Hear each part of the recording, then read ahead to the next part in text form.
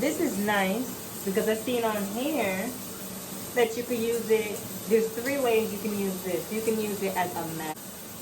You can use it as a conditioner, and you can use it as a leave-in. So I'm using it as a mask. I use it as a leave-in. Use it as a leave-in. You know, if you want to see.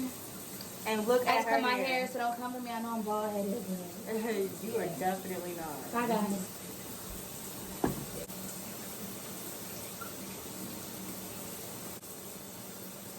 And this supposedly, you can leave this on for a minute.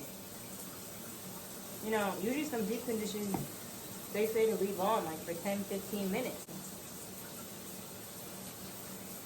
This is though my first time using it, but I did, as I said, I used it yesterday as a leave-in, and it worked pretty well.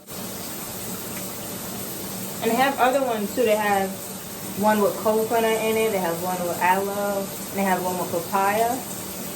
So I would definitely try those out. I wish I had. So I'm going to wait. Let me make sure I get the bag. And I'll be back. So it's time to wash it out. A minute is up.